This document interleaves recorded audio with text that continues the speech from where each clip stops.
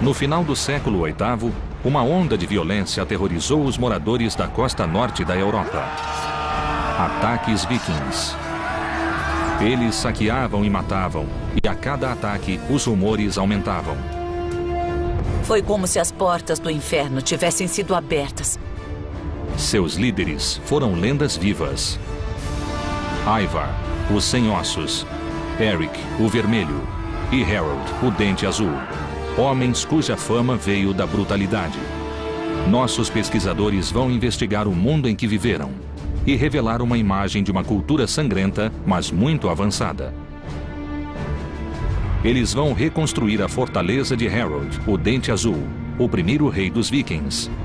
Encontrarão sinais ocultos de uma cidade guerreira sob ruas modernas. E vão examinar a tecnologia que deu uma enorme vantagem aos vikings. Com esses barcos, os vikings puderam retraçar o mapa da Europa. Barcos como esses levaram exploradores vikings como Eric o Vermelho e Leif Erikson aonde ninguém ainda fora. Usando computação gráfica, vamos reconstruir uma civilização extraordinária e revelaremos o mundo perdido dos vikings.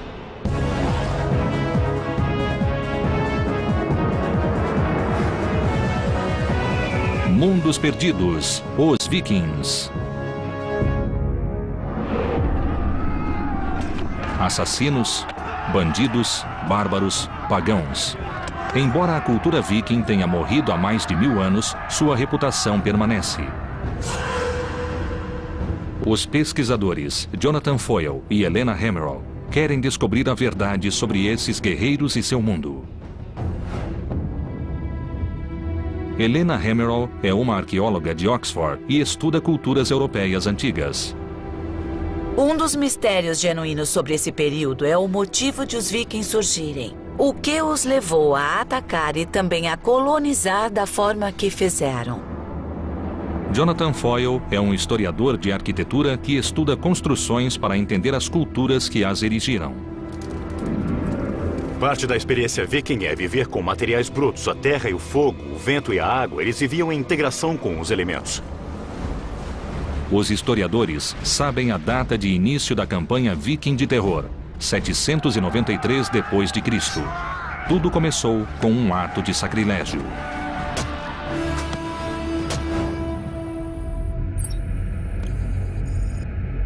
Jonathan viajou para Lindisfarne, na costa nordeste da Inglaterra.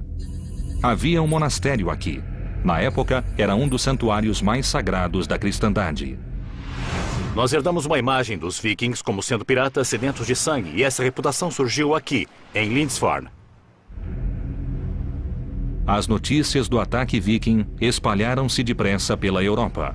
Richard Warren explica. Este foi o primeiro ataque a um centro muito importante. Este foi o lugar em que um ataque aconteceu pela primeira vez. E psicologicamente foi o ataque que levou as pessoas a acreditarem que o apocalipse chegara. O ataque foi uma surpresa. Ninguém sabia dos vikings até os barcos surgirem no horizonte. Os monges do monastério não podiam acreditar que alguém pensaria em atacar seu santuário. Mas, como Jonathan descobriu, os vikings sabiam exatamente o que faziam. O que havia aqui para os vikings? Saque.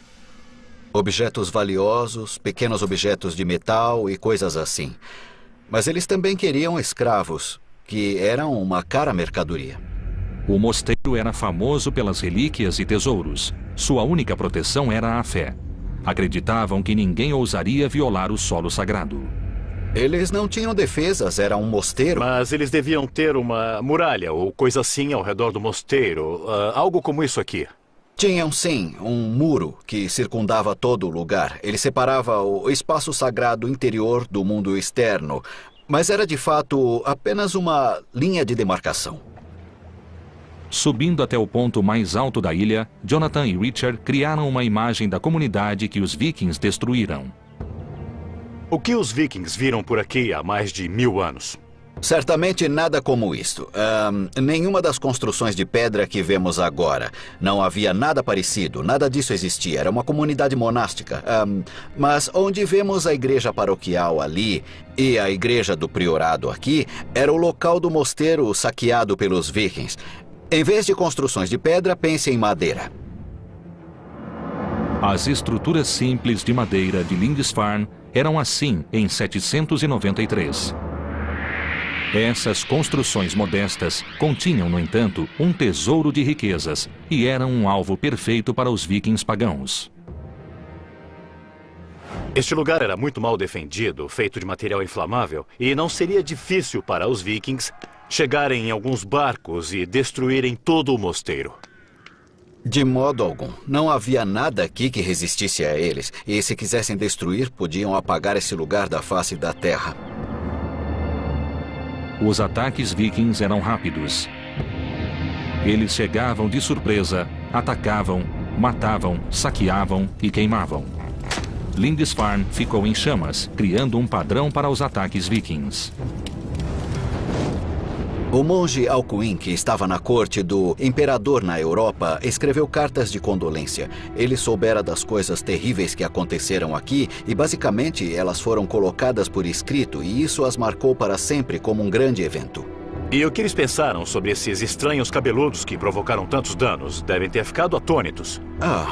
Basicamente, eles o consideraram como as tropas do anticristo. Esse era um exército pagão que matava homens de Deus. Eram totalmente bárbaros, assassinos cruéis e sanguinários. O ataque a Lindisfarne foi o primeiro de muitos. Mas de onde vinham os vikings? Para onde levavam os despojos? A arqueóloga Helena Hammerl foi a Estocolmo, na Suécia, na trilha das relíquias cristãs saqueadas em Lindisfarne. Ela queria informações sobre a terra dos vikings e sobre sua cultura. No Museu Nacional, Helena encontrou-se com o curador Kent Anderson para ver as peças. Nós temos muitos objetos. Objetos do mundo árabe e objetos do oeste europeu. Como chegaram à Suécia? Como temos objetos únicos e como eles vêm de um contexto muito especial, como uma igreja ou um mosteiro ou algo assim, então achamos que tenha sido por saque. Este também é um objeto único que deve ser resultado de saque. Ele parece muito com o cimo do bastão episcopal. Sim, é sim. Então podemos imaginar que um pobre bispo irlandês foi atacado e seu bastão foi roubado. Sim, como um tipo de souvenir. Este símbolo sagrado da autoridade episcopal contrasta com os outros objetos do mundo viking. Espadas são os objetos mais valorizados pelos museus. A arma viking de mais prestígio era a espada longa, cuja lâmina valia 16 vacas leiteiras. O guerreiro que a possuía tinha status elevado. No museu, Kent mostrou a Helena achados arqueológicos desconcertantes que indicam sacrifícios animais e humanos. Isto é parte de um crânio e de esqueletos de um túmulo que continha 3 indivíduos. 2 deles com as cabeças cortadas. Isso deve ter sido um sacrifício humano. Como sabemos que eles foram sacrificados? Bom, isso pode ser visto nos ossos, realmente. O que é isto? Marcas de cortes. Marcas? Estou vendo. Meu Deus. Sacrifícios humanos seriam uma prática chocante para o mundo cristão antigo. Sim, devem ter Isso, sido. obviamente, sugere um outro tipo de ideologia e de visão do mundo. E por que isso ocorreu? Eles eram criminosos? Eles fizeram algo errado e estavam sendo punidos? Não, eu acho que não. Essa era a melhor oferenda que se fazia aos deuses. Então, se quisesse oferecer mais que um cavalo ou vaca, iria sacrificar talvez um escravo ou... exato. Meu Deus. Sacrifícios humanos eram parte do funeral de um grande guerreiro ou líder. Os objetos encontrados em locais fúnebres trouxeram muitas informações sobre a cultura viking e nos ajudaram a completar a imagem do mundo viking. Nossos pesquisadores estiveram em Lindisfarne, onde surgiu a fama dos vikings como assassinos sanguinários. Viram objetos saqueados dos santuários cristãos europeus. Jonathan Foyle foi ao extremo norte da Dinamarca para revelar os segredos de um cemitério viking. Ele foi ao sítio de Lindon Oe. No final do século XIX, arqueólogos cavaram 4 metros de areia e acharam túmulos muito bem preservados. O especialista local, Lars Christian Norba, foi o guia. Lars, este é um sítio impressionante, não é? Fica no alto de uma colina, e então é o lugar perfeito para ser enterrado. As pessoas aqui eram de uma aldeia comum. O local foi preservado pelas dunas de areia, que chegavam a 4 metros de altura aqui. Então, o dobro da minha altura. De areia. Cobrindo tudo. O mais intrigante neste sítio é o estranho padrão em que as pedras foram colocadas. Círculos, triângulos e formato de navios. Essas pedras parecem um amontoado à primeira vista. É como se fosse Stonehenge, mas elas têm uma ordem, não tem? O triângulo é um homem, as formas redondas são mulheres e os barcos também são homens. E é claro que sabemos isso pelos artefatos que estavam com eles nos túmulos. Aqui tem a forma de um barco. Essa aqui é muito grande, não é? Se eu estivesse enterrado aqui, acho que não iria ocupar tanto espaço. Não, você seria cremado e ocuparia menos espaço do que agora. A pira funeral viking era uma plataforma de madeira sobre 4 postes com o cadáver no alto. Embaixo dela eram colocados galhos sobre suportes de madeira. A estrutura queimava com um calor intenso. Depois da cremação, os restos calcinados e as oferendas aos deuses eram enterrados e circundados com pedras. Em Estocolmo, Helena examinou algumas oferendas achadas em túmulos vikings. Uma delas é inesperada. O que mais temos aqui? Bom, nós temos alguns broches e também temos o Buda. Um Buda? Eu não esperaria encontrar um Buda na Suécia. O que ele faz aqui? Este é um achado muito raro. Foi produzido no norte da Índia e deve ter sido vendido. Os túmulos vikings têm itens de locais tão distantes quanto a América do Norte e a Índia. Como não há evidências históricas de ataques vikings a esses locais, os objetos devem ter chegado à Escandinávia por comércio. Parece que a rede de comércio viking cruzava o mundo. E isso sugere que eram mais sofisticados do que se supõe. Para saber mais, Helena Hemmerl foi até a ilha de Björkö, onde existiu Birka, uma cidade viking. 1200 anos atrás, ela era um importante porto na costa do Báltico. Helena encontrou Björn Ambrosiani, diretor do projeto Birka e um dos maiores estudiosos dos vikings. Esta área tem clima úmido e as estruturas de madeira da cidade apodreceram há tempos, mas cobriam uma área equivalente a 30 campos de futebol. Usando as evidências arqueológicas, Björn reconstruiu uma delas. Então, esta é a área de armazenagem, ou área de trabalho, e aqui dentro temos o espaço de moradia com uma fornalha no chão e depois os bancos em que as pessoas dormiam, trabalhavam e viviam por meses a cada ano durante o inverno. E quantas pessoas viviam aqui? De 6 a 8 indivíduos. Embora de aparência simples, essas casas eram revestidas com peles, lãs e tecidos, tornando possível a seus ocupantes suportar temperaturas abaixo de 0. Os artefatos encontrados em Birka mostram um lado oculto dos vikings, sua habilidade como artesãos.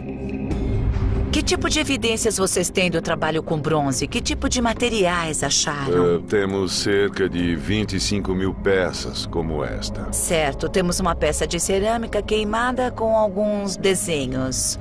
Isso parece ter sido usado para fazer um belo broche de bronze ou um par de broches que uma mulher usaria em suas roupas do dia a dia.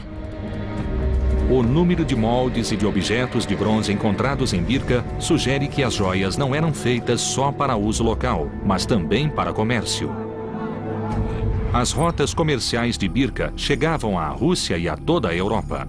Alcançavam o Oriente Médio, Índia e China. Birka era um centro internacional. O sucesso de Birka trouxe problemas, e é claro que eles precisavam de defesas. Estes são grandes montes de terra com um espaço no meio. O que é isso que vemos? São os muros da cidade, e este é um dos portões. E em cima disto havia uma paliçada de madeira e existem traços dela. E isso fazia parte das defesas da cidade. As defesas circundavam uma área de mais de 445 mil metros quadrados e indicam um equívoco atual sobre a cultura viking, pois os muros de Birka foram construídos para bloquear os homens que os moradores chamavam de vikings.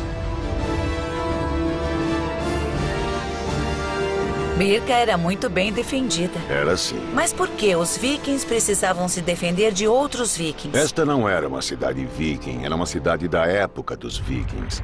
Os vikings eram piratas do mar que saqueavam outros vikings. O nome viking foi atribuído a uma civilização, mas originalmente se referia às ações de poucos. Agir como viking significava atacar. Então não devíamos nos referir aos moradores de Birka como vikings, e sim como comerciantes bastante pacíficos. Realmente parece que os vikings eram apenas essa elite militar que se parece um pouco com a máfia. Isso mesmo. Como o maior e mais rico centro comercial da Escandinávia, Birka era bem defendida e permaneceu próspera por 200 anos. A cidade repelia um ataque após o outro. Seu declínio foi lento. O nível do mar baixou e o porto deixou de ser navegável. Os navios essenciais para o comércio não podiam mais alcançá-la e Birka foi abandonada. Nossos pesquisadores estão na Escandinávia em busca do mundo perdido dos vikings. Visitaram a cidade comercial de Birka e descobriram que os vikings eram gangues de saqueadores que constituíam apenas uma pequena parcela da população escandinava. Os atos de alguns definiram a história de toda a população. Os pesquisadores investigaram a tecnologia que tornou possível a era viking, o barco viking. Esses barcos revolucionários levaram os vikings mais longe para o oeste do que qualquer outro europeu antes deles. Perto da Escandinávia, os barcos eram uma arma que provocava morte e destruição.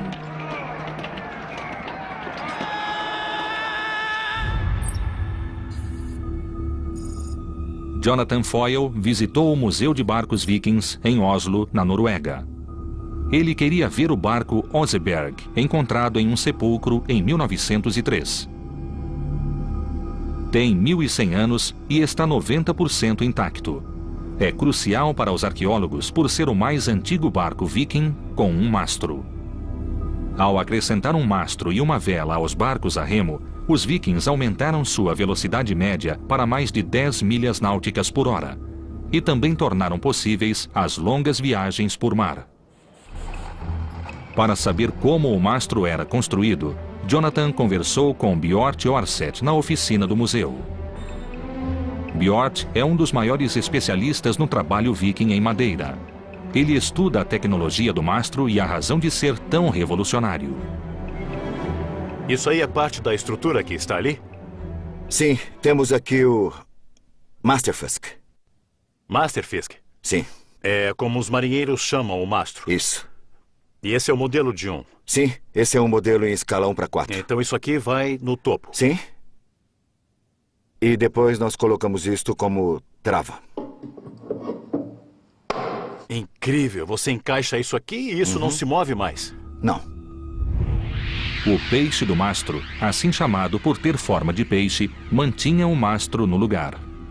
Ele ajudava a distribuir o impulso do vento igualmente por todo o barco, o que evitava que o mastro quebrasse com ventos fortes. O mastro era removível, o que permitia que os barcos vikings passassem sob obstáculos que bloqueariam barcos com mastros fixos. Era preciso ser muito hábil para pilotar esses barcos.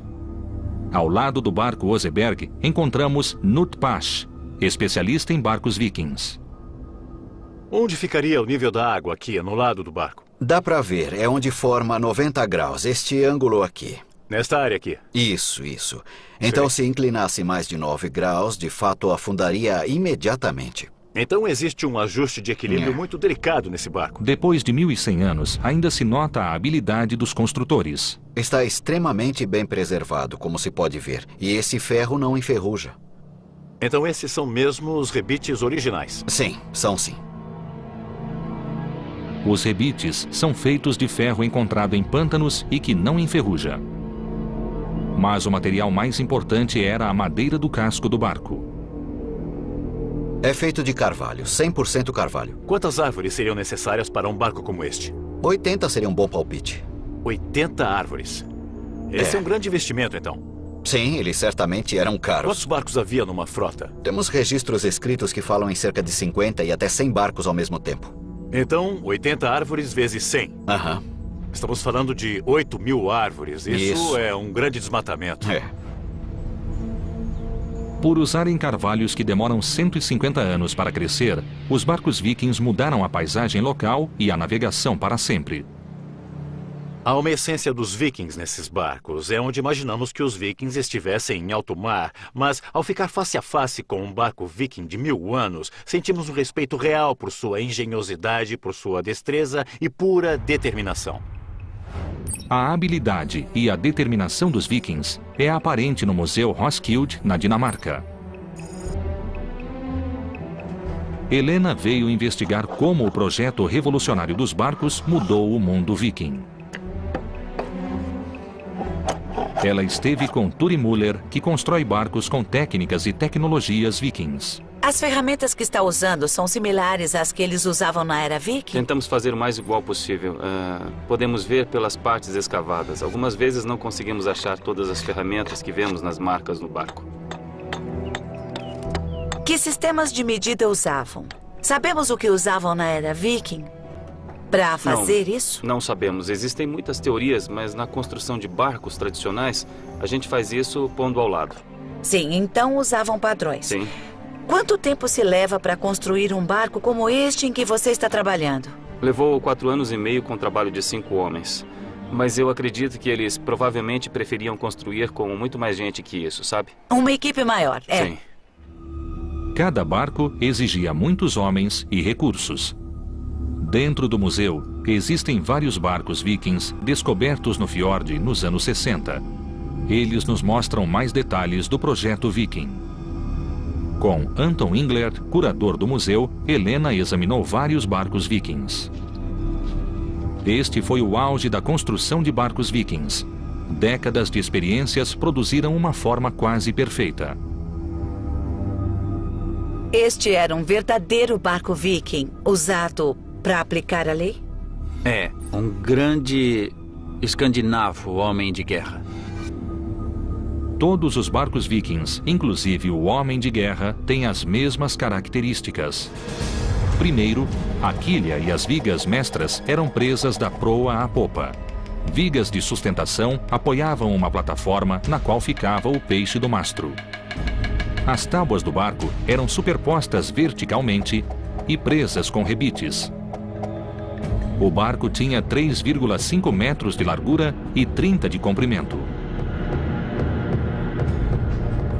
Por último vinham os escudos de proteção, os remos, o leme, o mastro, o cordame e a vela. O Homem de Guerra levava de 70 a 80 vikings e sempre havia 60 remando. Seu casco raso tornava possível ir a qualquer lugar. Este barco tinha um casco de não mais de 3 pés ou 1 metro. E isso tornava possível navegar em qualquer rio da Europa. Então, esses eram barcos muito flexíveis que podiam cruzar um oceano, subir e descer a costa e também podiam navegar terra adentro. Poderia chamá-los de barcos anfíbios. Essa flexibilidade foi crucial para seu sucesso, pois podiam atacar rio acima, longe da costa. Helena queria descobrir como era a vida a bordo, e Anton lhe mostrou uma das réplicas. Percebi que não foi construído pensando em conforto. Existe muito pouco espaço e nenhuma privacidade aqui para os 60, 70 ou 80 homens que poderiam estar a bordo. E os alimentos e bebidas, as provisões, onde a comida era guardada? Como pode ver, há um espaço pequeno no barco, quase todo cheio de lastro. E como queriam carregar bastante armas, só podiam carregar muito pouca comida e água. Em 2 semanas ficariam sem nada. Então, a cada 2 semanas, precisavam ter certeza de poder ir à terra para obter suprimentos. Isso. Apesar da falta de espaço, os barcos eram ideais para a exploração. E líderes vikings como Eric o Vermelho e Leif Erikson conseguiram percorrer enormes distâncias. O alcance, a velocidade e a facilidade de manobra dos barcos vikings eram uma clara vantagem.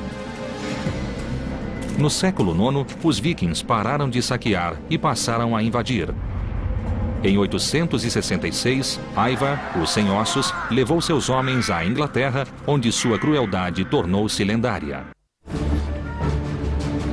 Nossos pesquisadores visitaram a cidade viking de Birka, importante porto comercial do Báltico, e viram como o projeto único dos barcos vikings os ajudou a saquear a Europa. Jonathan Foyle foi até as Ilhas Britânicas, onde os saqueadores transformaram-se em colonos. Essa mudança influenciou os vikings em toda a Europa. Em 865, o líder viking Ivar, o Sem Ossos, partiu com seus homens. Seu alvo era a cidade de York, capital da Nortúmbria, no nordeste da Inglaterra. Jonathan visitou a cidade para descobrir como ela era quando os vikings estavam se aproximando. Em 866, uma frota de barcos vikings foi avistada no rio Ouse. Isso foi 70 anos depois do primeiro ataque a Lindisfarne. E vieram em grande número porque as regras do jogo haviam mudado. Essa frota não veio apenas saquear a cidade. Eles vieram conquistá-la. O massacre foi terrível. York foi conquistada e seus habitantes foram mortos. Mas a crueldade foi além disso. Ila era um dos reis da Nortúmbria e sua capital era York. E é claro que ele se opôs à conquista de Ivar, o Sem Ossos. E o tratamento que ele teve ao ser capturado foi águia de sangue. Isso significa que os vikings abriram o seu tórax, tiraram os seus órgãos e depois expuseram as costelas como as asas sangrentas de uma águia. E essa foi uma clara mensagem para o povo de York, que no mínimo os vikings eram pessoas a serem evitadas. Ivar mudou o nome da cidade para Jorvik. Situada no ponto de encontro de 2 rios e com acesso às rotas comerciais europeias, York era importante para os vikings. Eles deixaram marcas aqui. Jonathan explorou a herança viking que ainda existe na cidade moderna. A York moderna ainda tem nomes de ruas dados pelos vikings 1000 anos atrás. Nós temos a Ness Gate, a rua para um trecho que relembra a geografia que eles conheciam na época. Nós temos a Micklegate, a grande rua. Essa foi sua experiência do tamanho das ruas que eles criaram. E temos também a Coppergate, um lugar onde faziam xícaras. Então, desde a geografia até o lugar em que viveram e seu trabalho, a York viking ainda existe aqui hoje. Embaixo da moderna rua Coppergate, os arqueólogos fizeram uma descoberta extraordinária. Bem preservados no solo pantanoso, eles encontraram sinais de 8 casas vikings do século X. Jonathan foi ao centro Jorvik, construído ao redor das ruínas. Aqui, o arqueólogo Richard Hall explicou a importância do lugar. Então, Richard, de repente vocês descobriram 8 casas vikings? Foi empolgante e muito importante encontrá-las tão bem conservadas. Ninguém vira algo assim antes. Os arqueólogos costumavam achar esqueletos de casas, mas aqui elas estão em 3 dimensões. Em alguns pontos tem 1,80 m de altura. São as casas vikings de madeira mais bem conservadas. As madeiras conservadas no solo indicam como a estrutura foi construída. Primeiro era cavado um porão com 2 metros de profundidade e revestido com pranchas de carvalho. Depois, grandes pilares de carvalho eram fincados no chão a intervalos regulares. Eles sustentavam as grandes vigas que eram a primeira parte da estrutura. Richard, eu não estou vendo juntas nem cavilhas. Como é que isso fica firme? A pressão mantinha esta construção firme, sem pregos nem cavilhas. Só a pressão de uma tábua sobre a outra. Sem nenhum acessório de metal. Isso mesmo. Às vezes vemos marcas de ferramentas, vemos buracos de cupins em alguns pilares. E se for até o alto, bem lá em cima, dá para ver que há um buraco bem no meio do pilar. Achamos que então havia um pilar correspondente do outro lado e que havia uma viga horizontal mantendo os dois separados e sustentando o piso acima. Esta é uma forma de construção bem conhecida, é muito firme e muito simples. Este nível subterrâneo era engenhoso. Usava poucos materiais de construção e fortalecia a estrutura. Acima do solo, pilares de madeira eram encaixados nas vigas e, por fim, vinha o telhado de palha e as paredes feitas com pranchas. A partir das ruínas das casas, podemos revelar como era Coppergate durante o período viking. As casas eram bem alinhadas na rua e nos porões havia oficinas que produziam mercadorias para esse próspero centro comercial. O solo pantanoso incomum de Coppergate também revelou milhares de objetos que proporcionam um vislumbre do mundo viking. Richard, quais são os itens principais? Bem, estes são representativos de algumas das coisas mais completas que nós encontramos. Isto, por exemplo, é um sapato da época viking. É muito bem feito. E pode-se ver aqui, bom, eu estou olhando para o desgaste ou as marcas feitas pelos dedos de alguém, não é? Pode ver que calos ele tinha e com quais Joanete sofria. E isto parece ser o cabo de uma bengala. Bem, quando você come, isto é o que sai pelo outro lado. Os arqueólogos guardam coisas estranhas. Mas isto tem muita informação, diz o que eles comiam e aprendemos sobre a dieta viking. Achamos tigelas de madeira como esta e Coppergate era a rua dos fabricantes. Era aqui que colocavam a comida. Eles gostavam de escolher a melhor madeira para essa finalidade. Eles eram mestres com a madeira, não eram? Isso é chifre de veado, o plástico da era viking. Eles não desperdiçavam nada. Não, eles se asseguravam de usar as matérias-primas do melhor modo possível e extrair o máximo do que tinham. Jonathan esteve na Escandinávia para entender o mundo perdido dos vikings. Mas aqui em York, ele encontrou um de seus habitantes. Richard, eu estou finalmente face a face com um viking. Face a face com um habitante de Jorvik 1000 anos atrás. Alguém que teve um triste fim.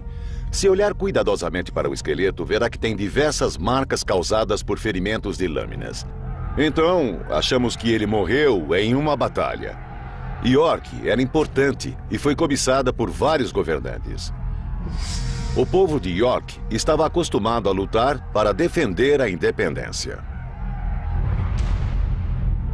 Muitos esqueletos foram encontrados em York com sinais de ferimentos em batalhas, normalmente causados pela alabarda.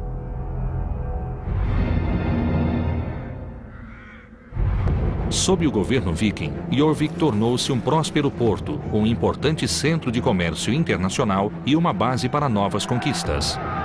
Ao morrer, em 873, Ivar era rei do norte de toda a Irlanda e da Bretanha e governava um vasto território.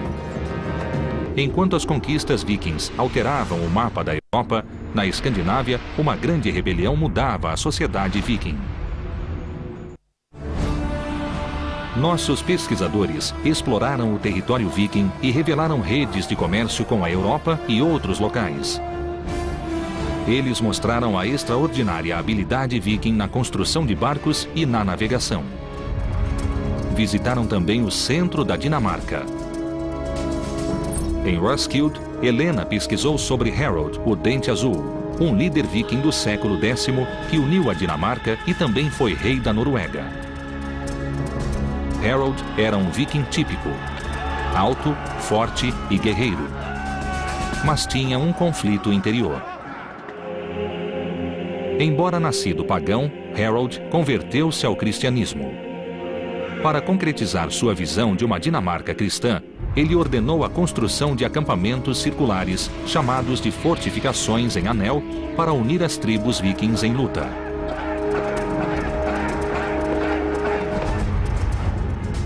Quatro desses sítios, construídos com precisão geométrica, foram identificados pelos arqueólogos. Helena foi a Trelleborg para investigar como eram construídos. Ela se encontrou com Mads Stern, especialista na construção das fortificações. A construção foi iniciada em 975. Tudo isso foi parte de uma grande mobilização militar na Dinamarca nessa época. Embora Harold não tenha escrito por que construiu as fortalezas, temos uma boa ideia do que deve tê-lo motivado. Ah, sim. Podemos ver por dentro? Sim, claro. Eles foram para uma das barreiras para ter uma visão melhor do sítio. Em cima da barreira de terra havia uma cerca de madeira. Sim, era assim. Essencialmente... E havia um caminho no alto da barreira. Também era fácil andar ao redor e cruzar os portões. E havia, é claro, pontes para que pudessem mover as forças muito depressa ao redor de toda a fortaleza quando acontecia uma batalha. Agora podemos revelar como essa fortificação era impressionante quando vista de fora. Rodeada por uma paliçada de carvalho com 7 metros de altura, ela era guardada por guerreiros de elite. Acreditamos que havia cerca de 400 a 500 guerreiros aqui. E as famílias de alguns deles provavelmente moravam ali. Acabou sendo não só uma base militar, mas também um tipo de comunidade local. As fortificações em Anel funcionavam como centros regionais de controle e de coleta de impostos e como símbolos do poder de Harold, o Dente Azul. Devia haver fazendeiros que traziam provisões para os guerreiros. A ideia é que o rei e seus homens viajassem de uma fortaleza para outra e quando acabavam os víveres, eles seguiam para a próxima. Então o rei estava literalmente viajando pelo país e consumindo os impostos, praticamente comendo os impostos. Sim, é isso mesmo. A construção dessas fortalezas consumiu muitos recursos. A construção de Trelleborg exigiu o trabalho de centenas de homens durante 6 anos e usou mais de 9.000 carvalhos. Foi necessário muito trabalho, realmente. Devem ter sido uns 1.000 homens trabalhando aqui, pelo menos. O muro da fortaleza era um anel de terra com 135 metros de diâmetro, 17 metros de espessura e 7 metros de altura, rodeado por um fosso de 4 metros com estacas afiadas. Em cima disso, havia uma paliçada e um caminho. 4 portões permitiam a entrada ao centro do forte, criando um símbolo arquitetônico da cristandade, uma cruz gigantesca. Só havia uma pessoa que poderia ver isso e, na verdade, era Deus no céu. Em Furcate, outra fortificação em Anel, Jonathan Foyle investigou como era a vida nessas estruturas enormes. Estou em Furcate, um forte que é idêntico a Trelleborg. Nós temos a mesma barreira circular de terra com entradas ao norte, sul, leste e oeste. Parece que foi feita com um grande cortador de biscoitos sobre a paisagem. Jonathan investigou o que essas estruturas e os objetos encontrados nelas revelam sobre o mundo perdido de Harold, o Dente Azul. Jonathan foi acompanhado pela especialista Elsie Rosedal. Você deve ter descoberto com os objetos a dimensão humana. Como essas construções eram usadas e o que elas dizem a você? Essa uniformidade de planos sugere que o uso era puramente militar em todas elas, mas pela distribuição dos objetos encontrados, você pode ver que mesmo que as casas tivessem todas o mesmo layout, tinham funções diferentes.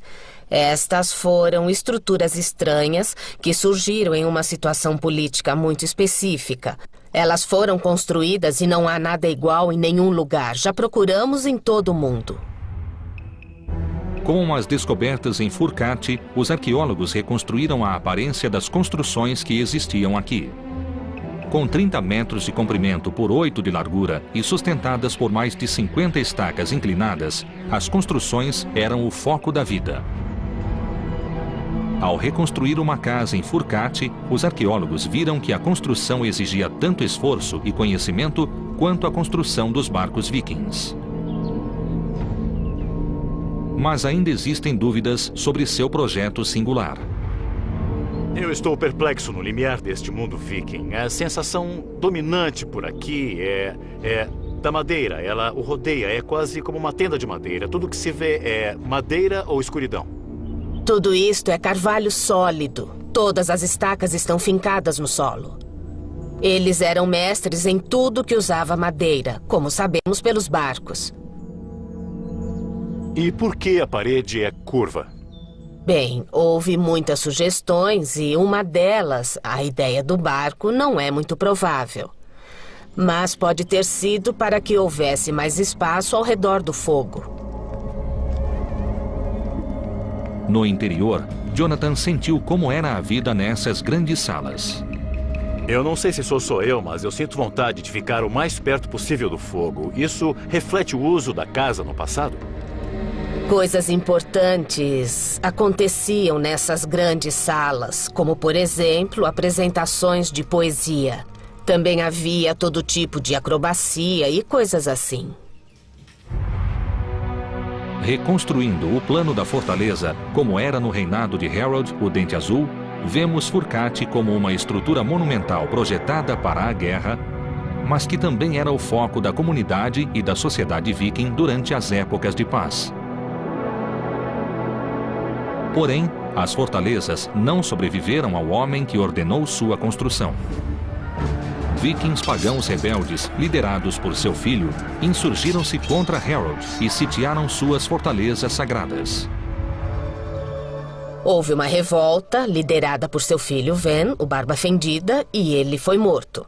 Depois dessa revolta, o novo governo não se interessou pelas fortalezas e elas foram abandonadas. Então, de fato, são fracassos.